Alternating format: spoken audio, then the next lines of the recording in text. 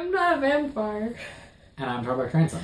And this is Taste Test, and now I'm gonna be introducing the show, I guess. Yeah, off and on. I figure we trade shots.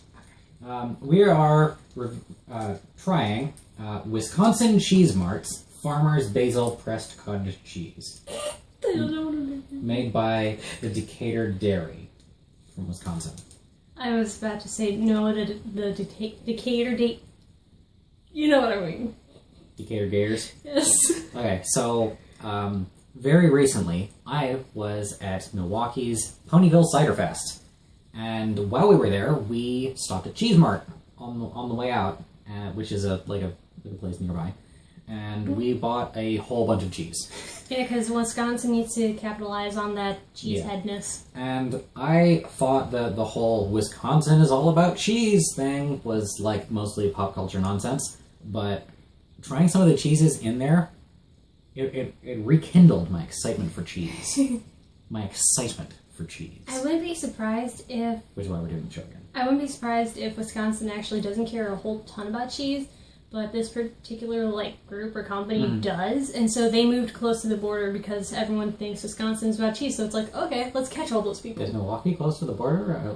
Yeah, well, it's like half an hour over the line. About an hour over the line. They're about half hour over the line, but something like that. Anyway, still enough. This has been slowly coming up to temperature, because it wasn't in the fridge, and you don't want to eat it when it's that cold, but it can't also be all the way up to room temperature. But the heat is out on this side of the house, so, so it's fine here. Room temperature is essentially, kind of refrigerator. That's why I've got so many layers, all the layers. We are going to try... Now, I've had this already, because it inspired me to purchase it in the store in the first place. So I'm going to give you that little pad. And I'm going to have this little pad. Okay. And we're going to try it straight first. Okay, now it smells like cheese. Alright. It smells like a buttery cheese. Yeah. It's like on the softer side of semi-soft. Okay. Very mild up front.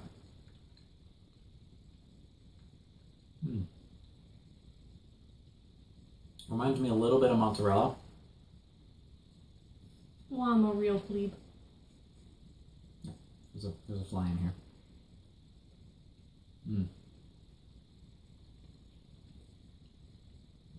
So, what do you think? You look like you're totally unimpressed. It tastes like plain cheese to me. Alright, well, let's try... Here, I'm going to get that side that was close to the plastic off. You give me some basil. Let me see how that goes. Yeah, I'm a total... I don't know if anyone's noticed, and there is plenty of basil in this. Yeah. Although it seems rather dispersed. When I had it, it was in cube form.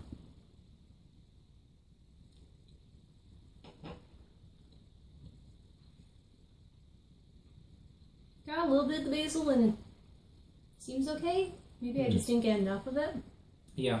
When I had it in the store, the pieces that I had, the basil really popped out, but it was still subtle. It was like cheese, cheese, cheese, cheese, and then the base note hit basil, and I was like, oh, that's quite nice.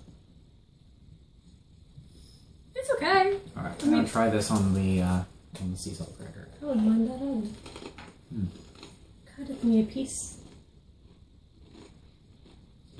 It's not that I don't like it. It just tastes like cheese. It tastes a little too normal. Yeah. Right now. Too alkaline.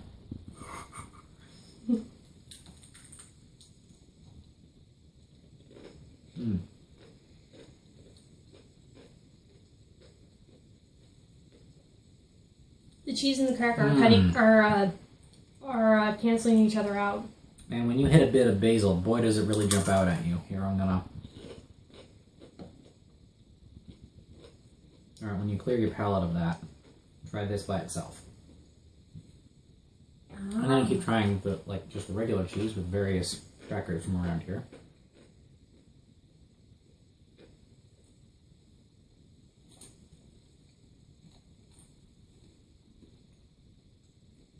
I mean, I guess it looks like food. Yeah, I'm definitely. Oh, I'm feeling it now, Mr. Gross. It caught up with you, huh? There it is. Because, like, it was barely hidden in the cheese. Like, only that top part. Like, then it was like a split, and then suddenly basil, basil, basil, basil. What do you think? They work together. I've come to find that I'm not really a cheese person. Like, it's rather meh. But I'll eat it, and I do like it. I like it the most on the cracked wheat.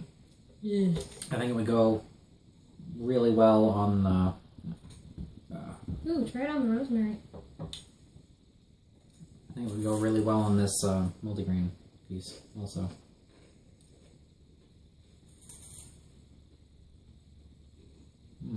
The basil and the cheese really work well together. I will say that. You gotta pick something that's gonna be subtle, I think. Particularly because of the basil and how chill it is. Yeah, the multigrain one is just way too overpowering.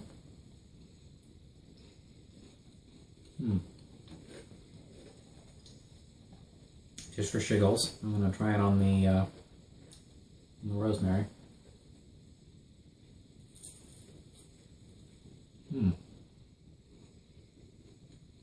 Yeah.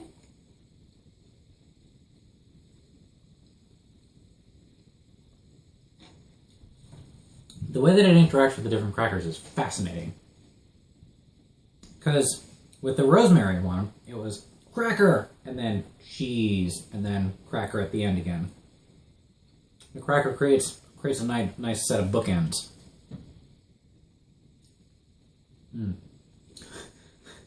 I have those set aside so I can use them on other cheeses. Oh. Oops. All right, here. Let's get a thicker cut here. Oh no. Oh no, big cheese! Now, this is another weird texture thing. Cheese, in my experience, behaves differently based on like the size of the bit that you're having. So something that's thick like that, yeah, behaves very differently in your mouth.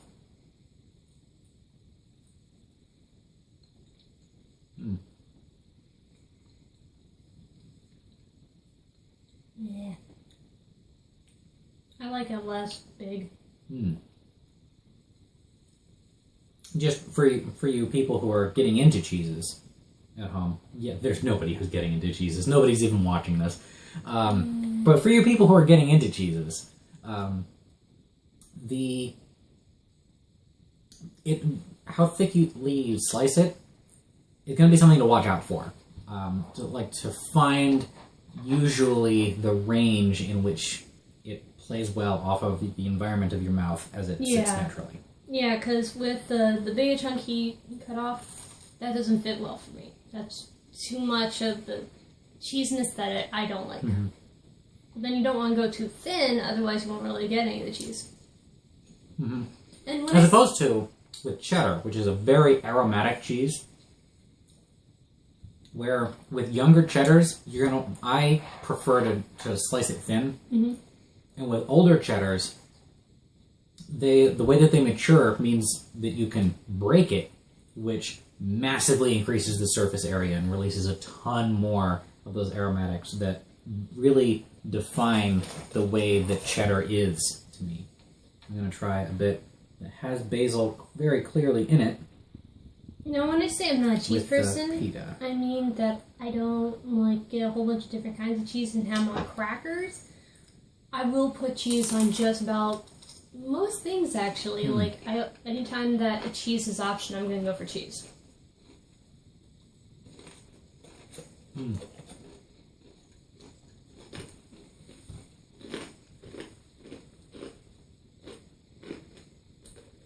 The pita crackers do the sudden snap kind of way that the pita crackers crunch does really good things for this cheese. Final thoughts? It blends well with things that appeal in unexpected ways. Very around the back kind of.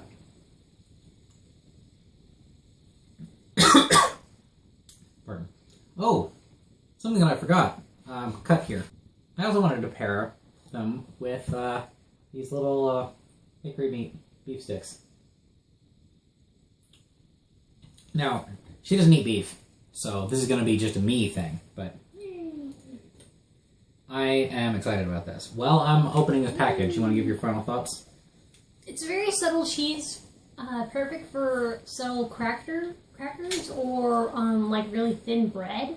Not very strong in tasting. That's what I'd recommend, unless you get one of the chunks, like one of the bits with a bunch of basil.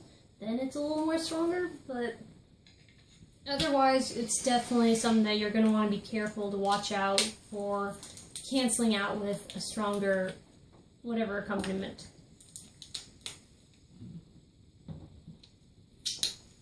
Wow, those... They look good. Hickory sticks beef summer sausage.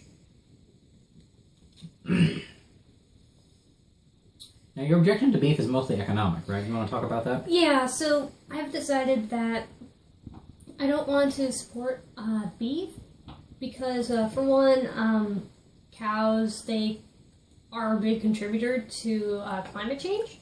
And so how better to fight that than basically refusing my dollar to, like, such mass production of cows. Mm-hmm.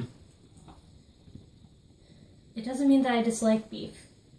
Right. And that's kind of like one of the issues with me wanting to go vegetarian. Like, I like animals. I like, you know, not the idea of not eating them, but they taste good. There's often a moral component to people's choosing to be vegetarian. And in this case, the moral weight of it is mostly economic. And I already paid for all of these. Yeah.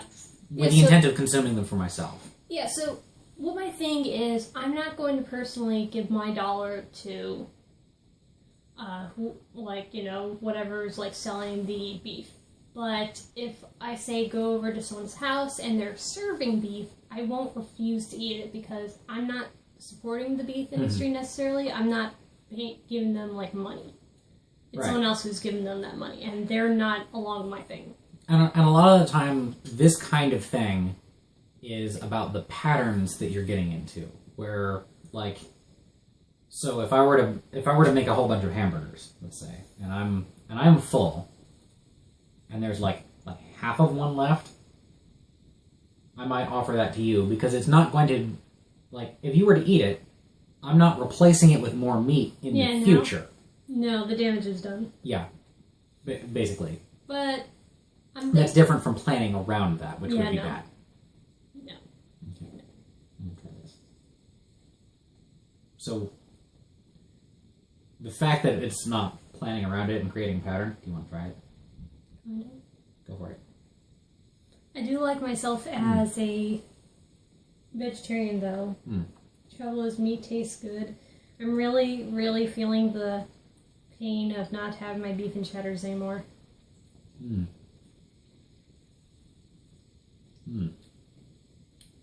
If you're going to have this cheese with like a summer sausage or something like that, there should be more of the cheese than the meat because it's very easy for the meat and the spices in the meat to overdo it on the cheese. The cheese is meant to be subtle. So if you're gonna layer it on a piece like I just did, you gotta put it on a pretty thick cut. Yeah, definitely. Just having the meat alone underlines just how strong that meat is.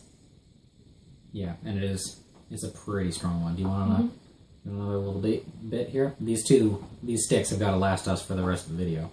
Okay, then I should not. Well, I've got two more over there. They're the exact same thing. Just over the course of this video? I was thinking maybe one stick per block of cheese. Okay. I'm gonna add a cracker to that.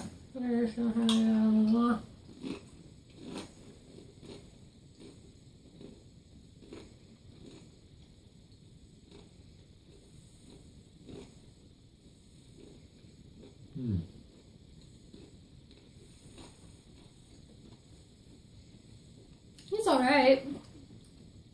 Definitely choose a thinner cracker if you go for a triple stack like I just did.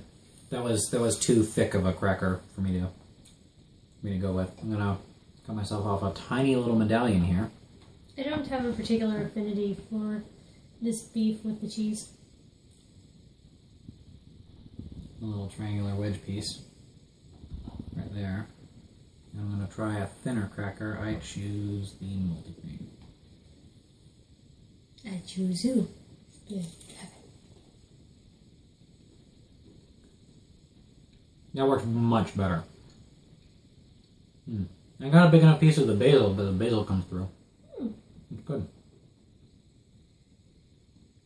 Okay. Yeah, do you want to try what I just did? No, I'm good. Okay. Well, I'm going to polish this cracker off then. Ready to move on then? Yeah, I'm ready to move on. Final thoughts. Does this seem like $4.25 for the cheese? Maybe to you, but not to me. Yeah, I'm very into this cheese. I'm not. Mm-hmm. Yeah. No, it's okay, but not my style. Well, the normal cheese that it's made out of is also my type. Like, pressed cottage cheese is basically queso blanco, if you've ever had that. Like, the means of production is the exact same.